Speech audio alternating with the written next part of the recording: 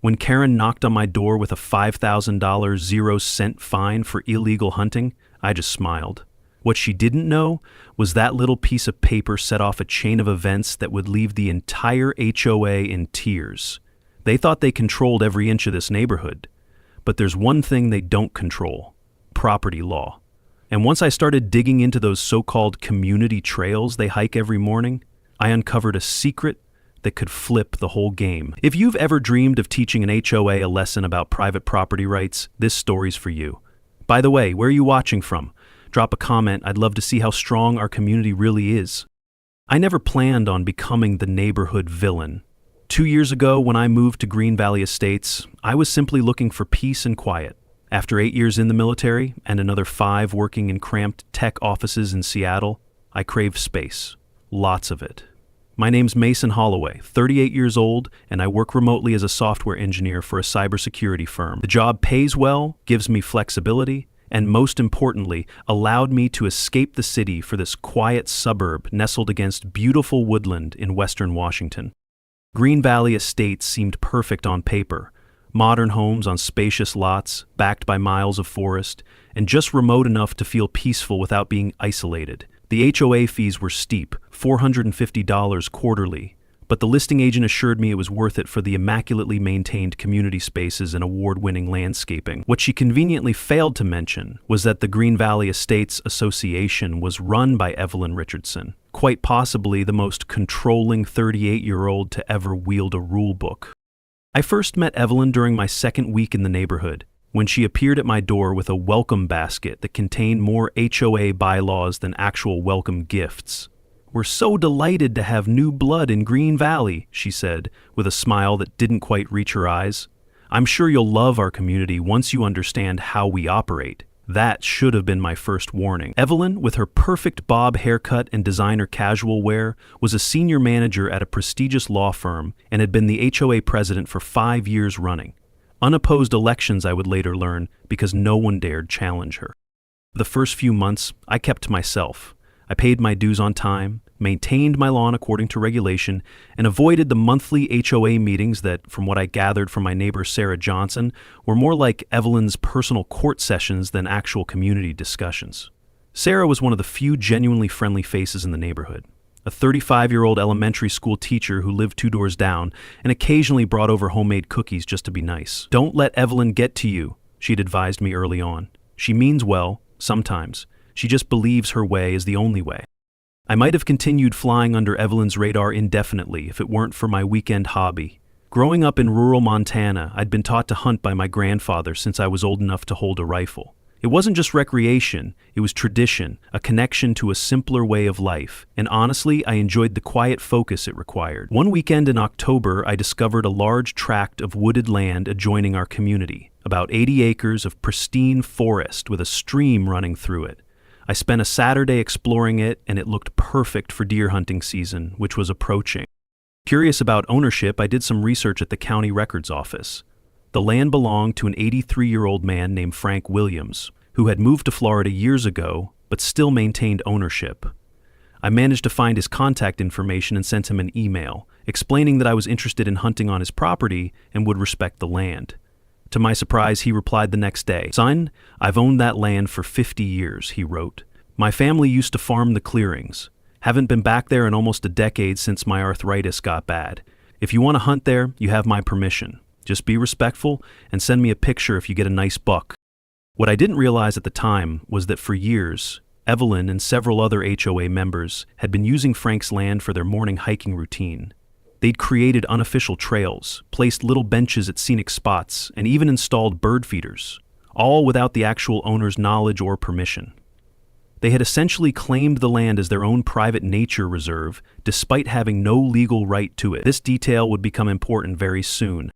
On a crisp November morning, I headed out before dawn with my rifle and hunting gear. I positioned myself in a clearing that Frank had mentioned was a good spot, waiting patiently as the sun rose. Around 9 in the morning, luck was with me. A healthy 8-point buck appeared at the edge of the clearing. I took the shot cleanly, and the deer went down instantly. As I approached to field dress it, I heard voices coming down one of the trails. Through the trees emerged Evelyn, leading a group of 5 women in expensive athleisure wear, all carrying water bottles and chatting about neighborhood gossip. The moment Evelyn spotted me kneeling beside the deer, her face transformed with horror. "What in God's name are you doing?" she shrieked, fumbling for her phone. "This is a protected area. Who gave you permission to murder animals here?" Before I could explain, she was snapping photos and threatening to call the authorities. "This is absolutely barbaric," she announced to her wide-eyed companions, and completely against Green Valley's commitment to environmental stewardship. I tried to explain that I had the owner's permission, but she cut me off with a dismissive wave. "We manage these nature trails," she insisted, "and hunting is absolutely prohibited." But what happened next made me realize that the HOA didn't just want to control the color of my mailbox. They wanted to control my entire life. 3 days after my encounter with Evelyn in the woods, I found an official-looking envelope stuck to my front door. Inside was a notice of violation from the Green Valley Estates Association, citing me for cruel hunting activities causing community disturbance, and demanding a fine of $5,000 to be paid within 30 days. My first reaction was disbelief, followed quickly by anger. I knew enough about HOA regulations to understand they had no jurisdiction over activities conducted outside HOA property, especially on private land, where I had explicit permission from the owner. I called Sarah immediately, who sighed heavily when I told her about the fine. "That sounds like Evelyn. She's been talking about this at the school where I teach, making you sound like some kind of serial killer. Several parents are worried there's a dangerous element in the neighborhood now." Sarah lowered her voice, even though we were on the phone. "Look, Evelyn's been leading her Green Valley wellness walks through those woods for years. She uses it as a selling point when new people move in. Exclusive access to private nature trails.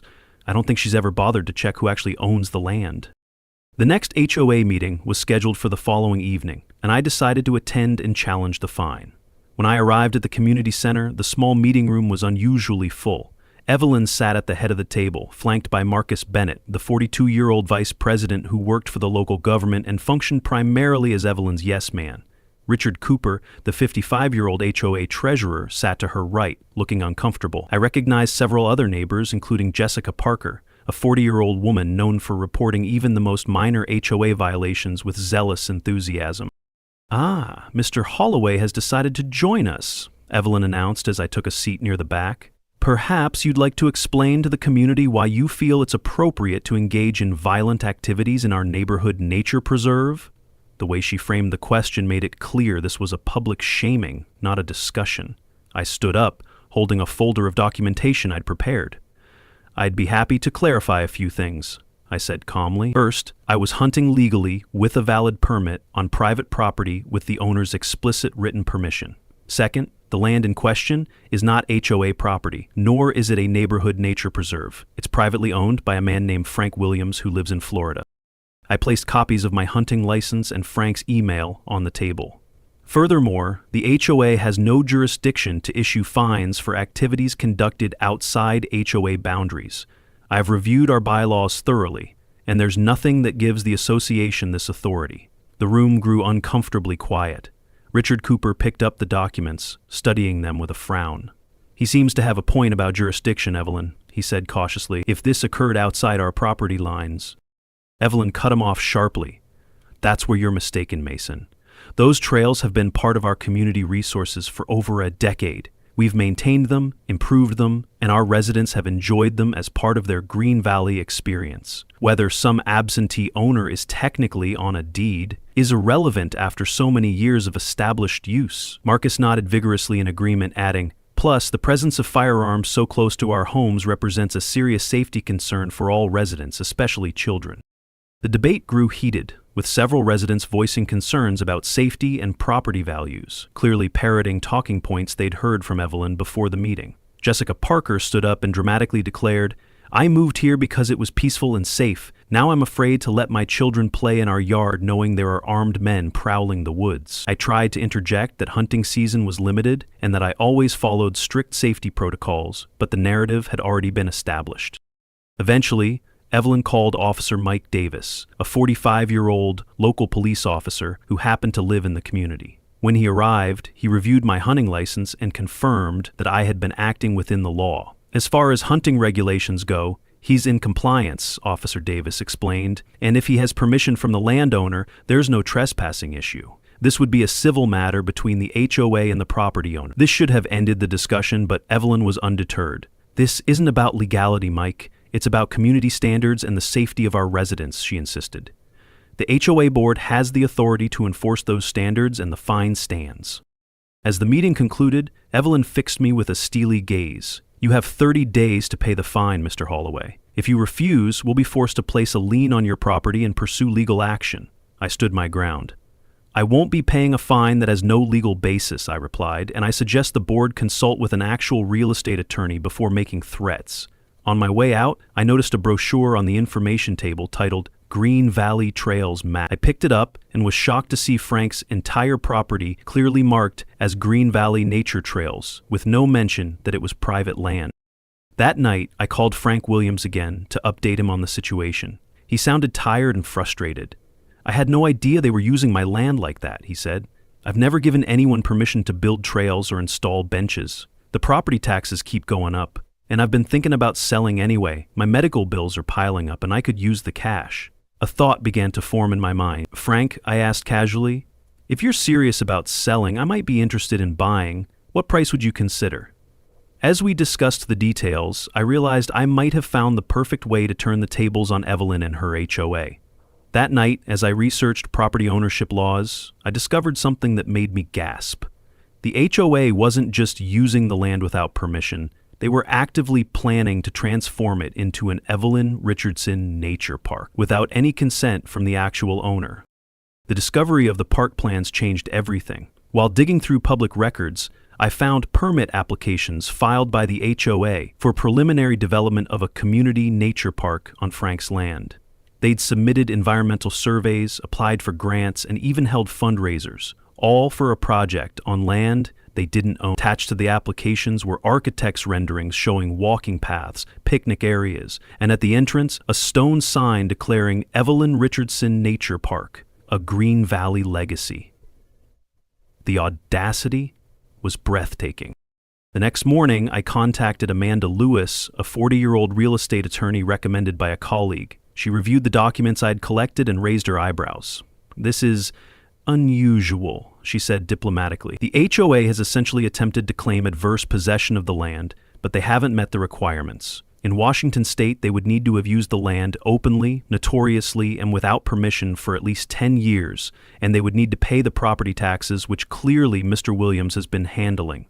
Furthermore, their plans to develop the property go well beyond casual use. This is a clear overreach. When I told her I was considering purchasing the land myself, she smiled.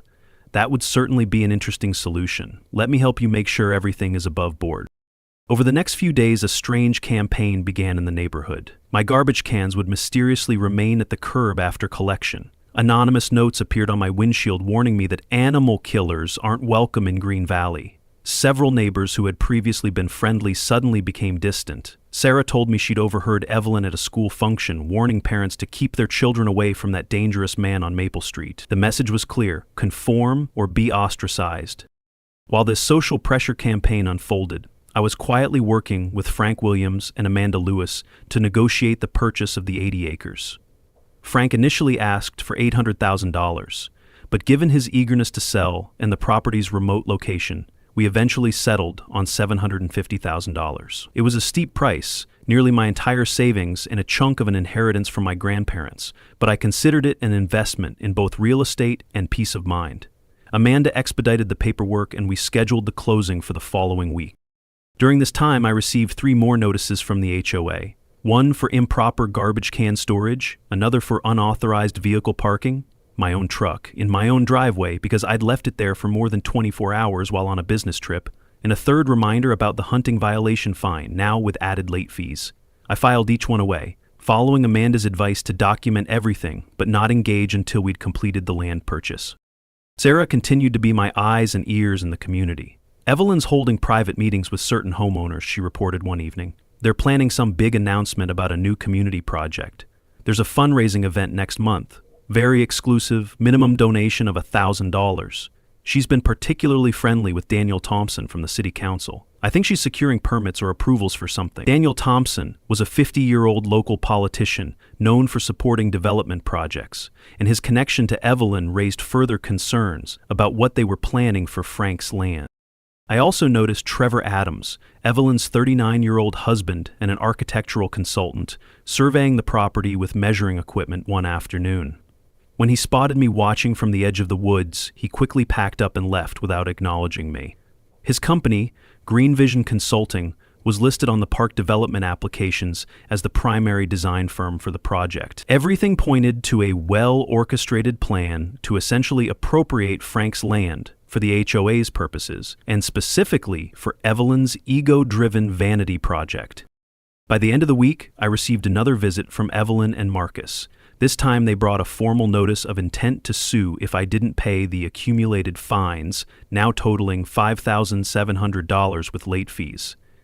"This is your final warning, Mason," Evelyn said, her voice dripping with artificial concern.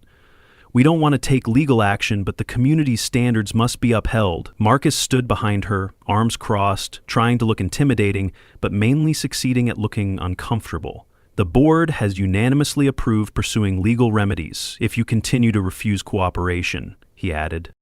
I nodded politely. "I understand. You'll have my response within 48 hours. Evelyn seemed surprised by my sudden agreeableness, but recovered quickly. "I'm glad you're finally seeing reason," she said with a satisfied smile. "Perhaps you're beginning to understand how we do things in Green Valley." If only she knew what was coming. The very next day I completed the purchase of Frank's 80 acres. Amanda expedited the final paperwork, and by that afternoon, I held in my hands the deed to the property that Evelyn had been treating as her personal domain for years. That night, I could hardly sleep, knowing that when Evelyn knocked on my door the next morning with her lawsuit in hand, I had in my pocket something that would leave the entire HOA stunned in disbelief. At precisely 9 o'clock the next morning, right on schedule, my doorbell rang. Evelyn stood on my porch, immaculately dressed in a blue blazer and white pants, her hair perfectly styled despite the light drizzle. Marcus Bennett hovered behind her, clutching a leather portfolio that presumably contained their legal threats. "Good morning, Mason," Evelyn said crisply. "I assume you've had time to reconsider your position on the HOA violation." Her tone suggested she expected full capitulation, her head tilted slightly in that condescending way that had become her trademark. I smiled broadly, stepping aside to invite them in. "Actually, I have something important to discuss with both of you. Please, come into the living room." Confused by my friendly demeanor but unwilling to show it, Evelyn strode in, with Marcus trailing behind. Once seated, she immediately took control. "Before you begin whatever explanation you've prepared, I should inform you that we've filed paperwork with the county court regarding your violation," she added with practiced magnanimity. "If you're prepared to pay the full amount today, we can still withdraw the filing before it progresses further." "But that's very interesting," I replied, maintaining my calm. "But I think you'll want to see this first." I slid a folder across the coffee table. Inside was a copy of the deed to Frank Williams' 80 acres, now bearing my name as the legal owner, along with a survey map clearly showing the boundaries. As of yesterday afternoon, I am the sole owner of the property where the alleged hunting violation occurred. Furthermore, I am also now the owner of all the land where the Green Valley HOA has been illegally creating trails, installing benches, and planning to build a park without the previous owner's permission. The color drained from Evelyn's face. She snatched up the documents, flipping through them frantically while Marcus peered over her shoulder, his expression shifting from confusion to alarm. This can't be right," she stammered. "The community has been using those trails for over a decade. We have established rights." "Adverse possession?" I interrupted. "My attorney assures me you don't qualify. You never paid the property taxes, never had explicit or implicit permission from the owner, and Mr. Williams was never notified of your intentions to develop his land." I leaned forward. "In fact, I have documentation showing that the HOA deliberately avoided contacting the legal owner while planning substantial development on his property.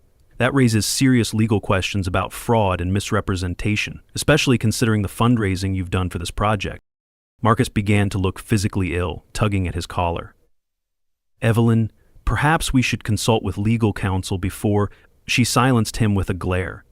"This changes nothing," she insisted, though her voice had lost its earlier confidence. "The community has established usage rights through years of maintenance and improvement of the trails. The courts will recognize. Feel free to pursue that argument in court, I replied evenly. In the meantime, as the legal owner, I'm formally notifying you that all HOA activities on my property must cease immediately. Any trails, benches, bird feeders, or other installations are there without my permission and must be removed within 7 days. Further, I added, sliding another document toward them, this is a cease and desist letter from my attorney regarding the fraudulent park development plans. All fundraising and permit applications must be withdrawn immediately. Evelyn stood abruptly, her composure cracking. You have no idea who you're dealing with, she hissed. I've built this community from nothing. Everyone respects my vision. One outsider with a deed won't change that. The HOA board stands behind me completely. I remained seated, maintaining eye contact. That may be true, but the law stands behind me. And unlike HOA rules, actual property law is enforceable by authorities beyond your control. After they left, Evelyn storming out, Marcus scurrying after her, I watched through the window as they hurried across the street to the home of Jessica Parker, no doubt to begin damage control. Within hours, my phone was buzzing with text messages from Sarah. Emergency HOA meeting called for 7 p.m. tonight. Everyone's talking about you buying the hiking land. Evelyn is furious. By afternoon, I had ordered parking land, no property, no trespassing, signs to be installed around the perimeter of my new land, and hired a contractor to begin placing them the next day. As I prepared to attend the emergency meeting, my doorbell rang again. This time, it was Emily Chen, a 39-year-old reporter from the local newspaper. Mr. Holloway, I'm Emily Chen from the Valley Chronicle. We've received some interesting tips about a dispute between you and the Green Valley HOA. Would you care to comment? Her directness was refreshing after months of passive-aggressive neighborhood politics. I invited her in, explaining the situation while carefully avoiding any comments that could be considered defamatory. Emily took detailed notes, her eyes widening at certain revelations. So, you purchased the land legally, and the HOA had been using it without permission all this time? And they were planning to build a park named after their president without consulting the owner? She shook her head in disbelief. This will make quite a story. Just before I left for the meeting, an elderly man approached my house cautiously. He introduced himself as Robert Jackson, a 65-year-old retired accountant who had lived in Green Valley for over 20 years. I need to speak with you privately, he said, glancing nervously over his shoulder. About Evelyn and that land you bought. Inside, Robert revealed that he had served on the HOA board years ago, when they first discovered the land was privately owned. Evelyn directed us to forget about finding the owner, he confessed. She said it would complicate things and that adverse possession would take care of it eventually.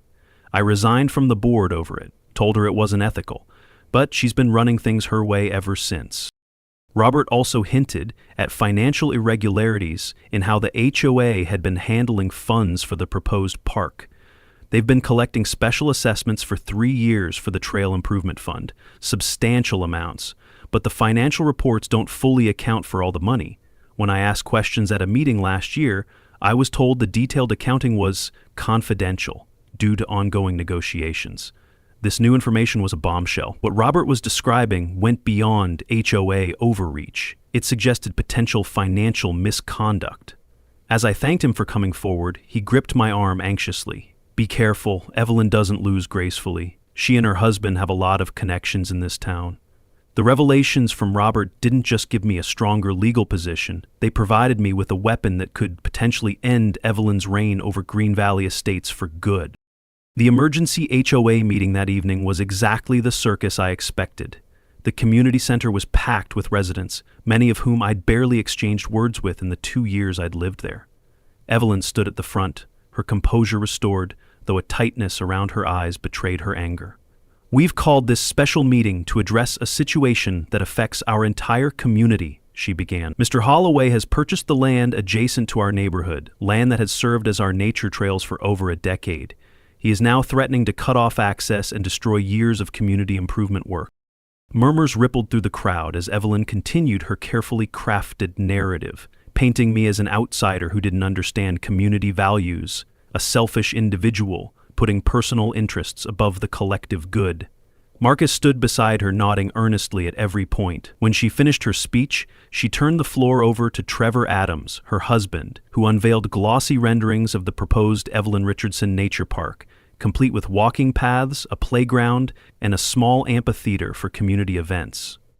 All of this is now at risk, he concluded solemnly. Years of planning and fundraising potentially wasted because one person refuses to embrace our community vision. When I was finally allowed to speak, the atmosphere was decidedly hostile.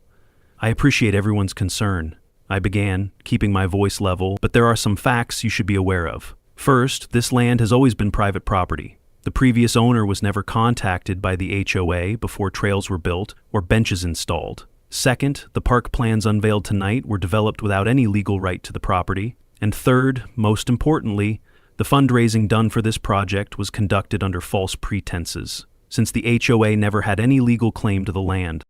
The room erupted in a mix of outrage and confusion. Some residents shouted questions about their donations, while others accused me of destroying community amenities. Through the chaos, I noticed Nancy Roberts, the 42-year-old HOA secretary, watching the proceedings with an odd expression. Not anger, but something closer to fear. She avoided eye contact when I looked her way. Richard Cooper, the treasurer, also seemed uncomfortable, shuffling papers and whispering urgently to Marcus. After the meeting dissolved into arguing factions, Sarah approached me as I was leaving. "That was intense," she whispered. "But you've got people talking. Some of the older residents are asking questions about the fundraising. No one seems to know exactly how much was collected or where it all went." She glanced around nervously. "Listen, I think Nancy knows something. She's been acting strange ever since the park project began. Maybe try talking to her?" Over the next 3 days, I watched as my property signs were installed around the perimeter of my new land.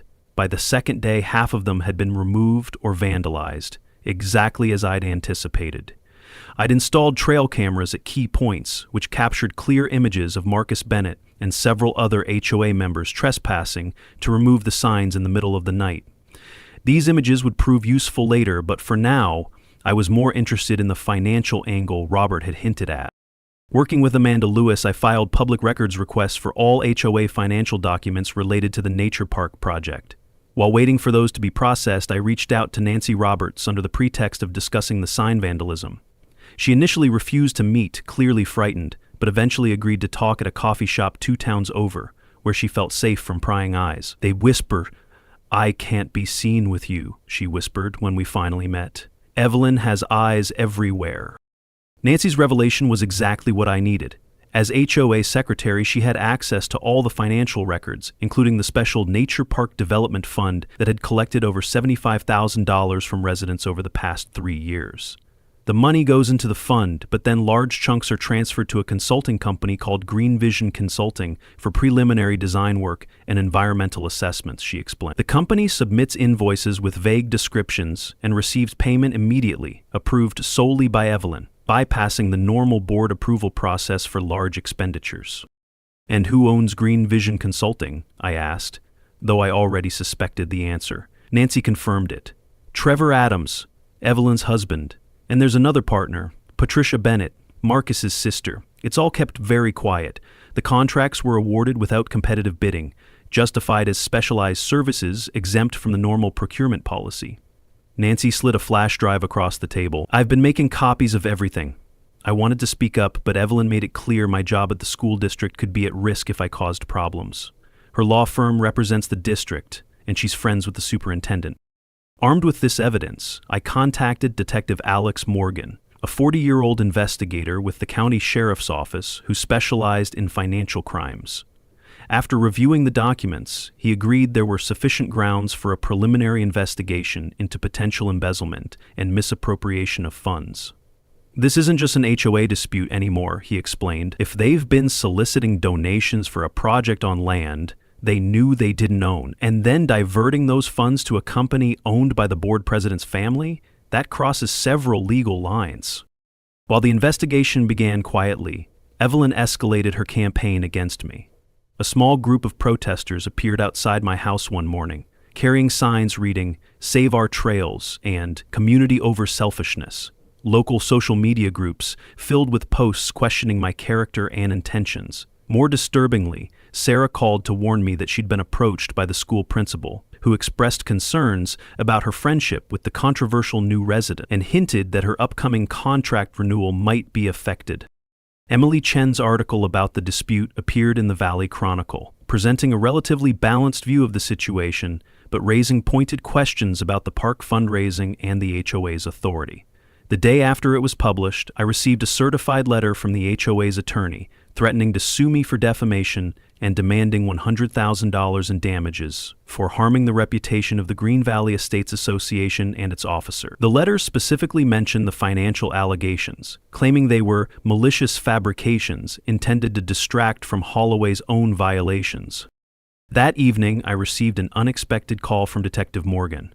"We've obtained preliminary bank records," he said without preamble. "In the past 3 years, Green Vision Consulting has received payments totaling $68,000 from the HOA's special fund. The company has only one client, the HOA, and has issued invoices for services that would typically cost about 1/3 of what was charged. We're moving forward with the investigation, but thought you should know." At the next HOA meeting, Evelyn was visibly tense, but doubling down on her narrative. "We will not be intimidated by baseless accusations," she declared to the assembled residents. "Mr. Holloway is attempting to deflect attention from his own violations by smearing the reputation of those who have selflessly served this community. Rest assured, the board will defend itself vigorously against these attacks." As she spoke, I noticed several residents exchanging skeptical glances. The facade was beginning to crack. Evelyn must have sensed it too, because she abruptly shifted tactics, fixing me with a cold stare from across the room. "You've made a serious mistake, Mason. When this is over, I promise you won't just lose this battle, you'll regret ever moving to Green Valley. I will personally make sure of it." Her threat, made publicly in front of dozens of witnesses, was the final piece I needed. As I left the meeting, I knew it was time to stop playing defense and launch my counterattack. What Evelyn didn't know was that in 24 hours, it wouldn't be me facing devastating consequences, it would be her. The next morning, I called Emily Chen and invited her to my home for an exclusive interview. When she arrived, I presented her with copies of all the evidence I'd gathered.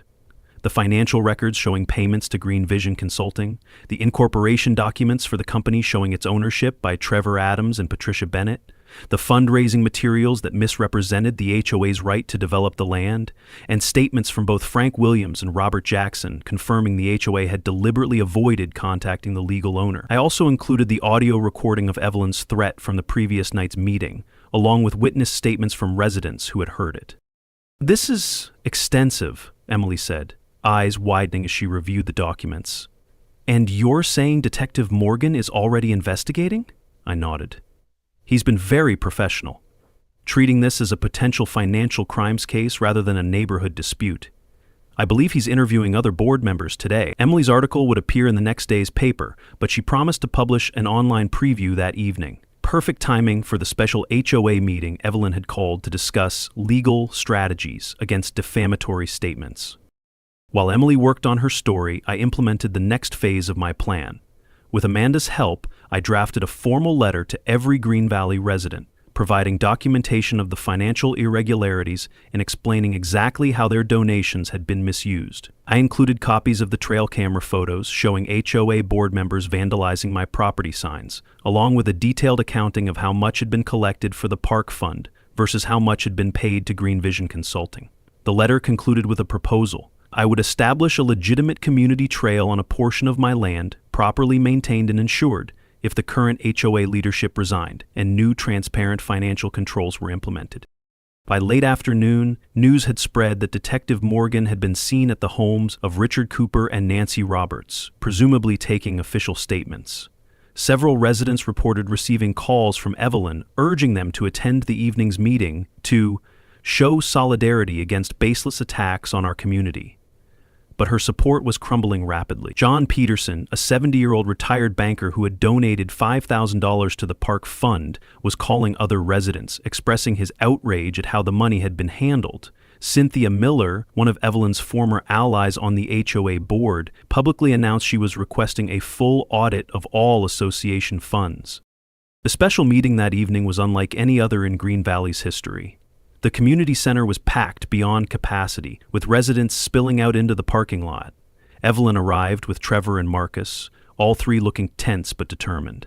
She attempted to call the meeting to order, but was immediately interrupted by shouts and questions from the crowd. "Is it true you've been funneling HOA money to your husband's company?" someone called out.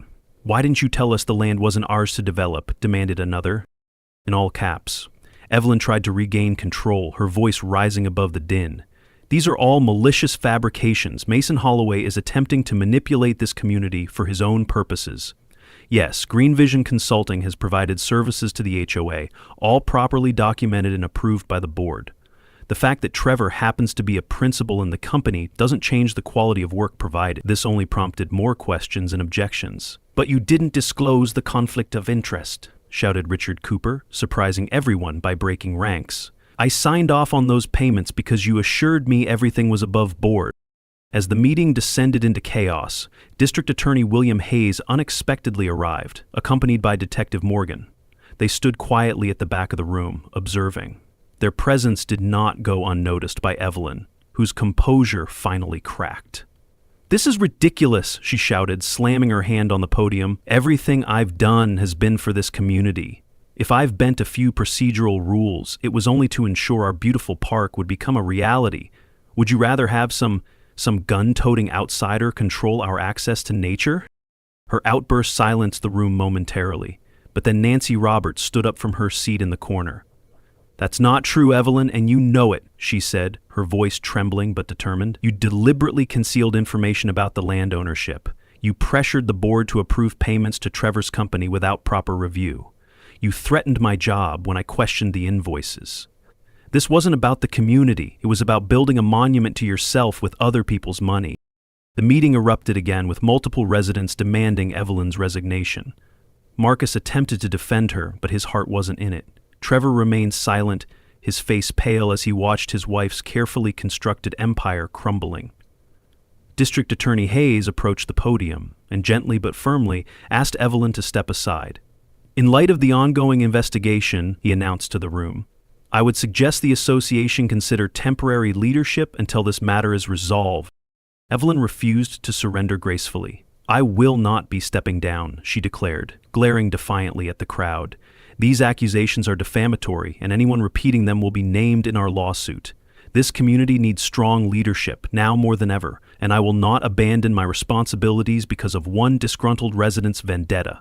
With that, she gathered her things and strode out, Trevor and Marcus hurrying after her.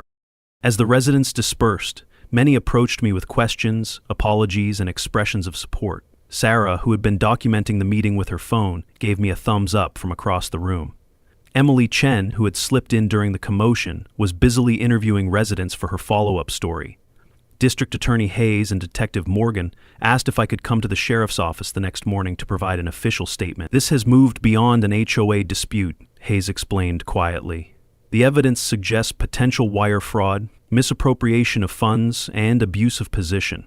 We're taking it seriously." That night, I received a text from an unknown number.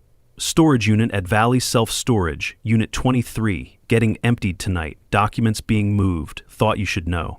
I immediately called Detective Morgan, who thanked me for the tip and promised to look into it. The next morning, I learned that officers had intercepted Trevor Adams and Patricia Bennett removing boxes of financial records from the storage unit, a desperate last attempt to destroy evidence that only served to strengthen the case against them. Evelyn might have threatened to ruin my life, but it was her own life that was now falling apart, and entirely by her own hand. But she still had one last desperate move to play, and I needed to be ready for it. 2 days later, Evelyn made her last move. Through social media and email, she announced a community trail preservation walk. Basically, a mass trespass on my land set for Saturday morning. "Join your neighbors in reclaiming our beloved trails," it read. "Bring kids, grandparents, cameras. Show Mason Holloway he can't steal what's ours." It was a clear stunt to paint me as the villain, one man blocking families from their land. I saw this coming and was ready. First, I alerted Detective Morgan in the sheriff's office. Then, working with Amanda Lewis, I legally marked most of my land as a private wildlife reserve with permits and tax benefits. I built a sturdier fence, clear signs showing conservation status, and trespassing penalties. I also added a legal entry gate with an info kiosk detailing the property's designation. Saturday morning, I stood at the gate with a camera, Amanda beside me. Evelyn showed up on cue, leading 30 people waving signs like "Trails for All." She wore brand new hiking gear and carried a stick she clearly never used before. She hesitated at the fence, but quickly put on a show. "This is outrageous," she declared for the cameras. "We've used these trails for decades. These fences are illegal, and we're here to take back our rights." She moved toward the gate, but before she touched it, 3 patrol cars rolled up. Deputies stepped out, led by Detective Morgan. "Morning," Morgan told the group. "This land is private. The owner has reported past trespassing and vandalism. Anyone crossing this line can be arrested." He looked at Evelyn. "Mrs. Richardson, organizing this mass entry may be used as further evidence in your case." Evelyn's face turned red. "This is absurd. Tell them, Marcus." But Marcus backed away, not eager to clash with the law. Others followed, heading to their cars as the threat of arrest cooled Evelyn's crowd. "You're all giving up?" she cried. "After everything I've done?" That line, "everything I've done," sounded different now, knowing the truth. Her crowd thinned to a few diehards, who also left after firm but polite pressure from deputies. As she walked to her car, Evelyn shot me a hateful glare. "This isn't over," she hissed, but her threat rang empty now, stripped of power. The next week was a flood of developments, with evidence from Nancy Roberts and Richard Cooper and files from the storage unit. The DDA charged Evelyn, Trevor, and Patricia with fraud, embezzlement, and misuse of HOA funds. Over $68,000, 0 cents, had been taken to fund vacations and renovations. The HOA board was disbanded by emergency vote. Sarah Johnson was elected interim president. Her first move was a full audit and new rules for financial transparency. The rest of the board apologized to me and the community for letting Evelyn go unchecked. Richard Cooper resigned, admitting he never verified Evelyn's directives. Meanwhile, I kept my word. I built a real public trail on part of my land, with proper permits and planning. I named it the Frank Williams Memorial Trail, after the original owner. A plaque told his story and reminded visitors to respect both nature and ownership. Evelyn and her crew took plea deals to avoid trial. Each got probation, suspended sentences, and had to repay over $100,000, 0 cents. They were banned from managing nonprofits or HOAs for 10 years. A month later, they sold their house and quietly left Green Valley, reputations ruined. The last HOA meeting I attended felt different. Under Sarah, the focus was on community, not power game. When we voted on a new access agreement to my land, with insurance and conservation guidelines, it passed unanimously. "This is what real community looks like," Sarah said. Walking home, I thought back on everything. I still hunt on my land, now with full support from neighbors. The HOA still exists, but now works for people, not against them. And the $75,000, 0 cents Evelyn paid back? At my suggestion, it became a scholarship fund for students studying ethics and leadership. Sometimes losing something shows its real worth. The HOA lost access and found honesty. Me? I gained something far better, a true community. And Evelyn? Last I heard, she's in an apartment with no HOA at all. Fitting. Still thinking about what just happened? Yeah, us too. Hit subscribe and come unravel more madness with QA stories.